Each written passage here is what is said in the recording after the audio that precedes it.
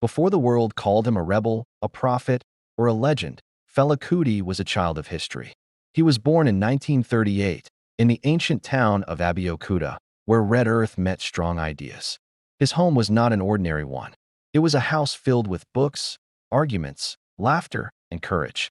Fela's father, Reverend Israel Oludetun Ransom Kuti, was a respected teacher and musician who believed discipline shaped the mind.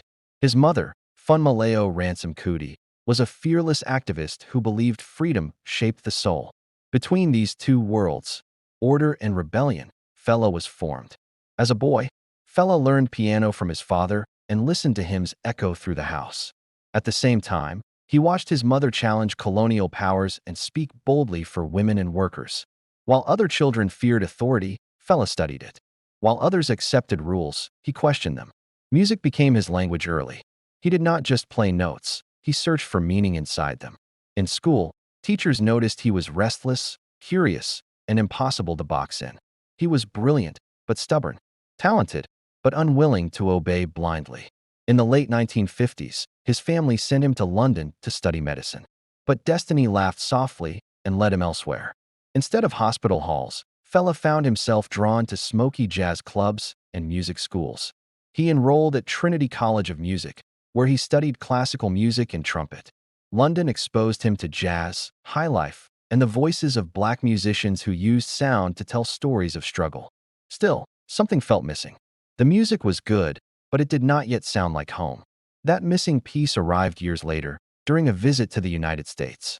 There, Fela encountered the fire of black liberation movements and met Sandra Smith, a woman who introduced him to radical black history and resistance thinking. For the first time, Fela fully connected music with political truth. When he returned to Nigeria, he was no longer just a musician. He was a messenger. Fela blended jazz, highlife, Yoruba rhythms, and raw truth into something new, Afrobeat.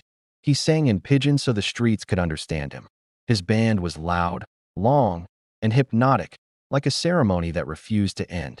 From his childhood home in Abeokuta to the stages of Lagos, Fela's background was not an accident.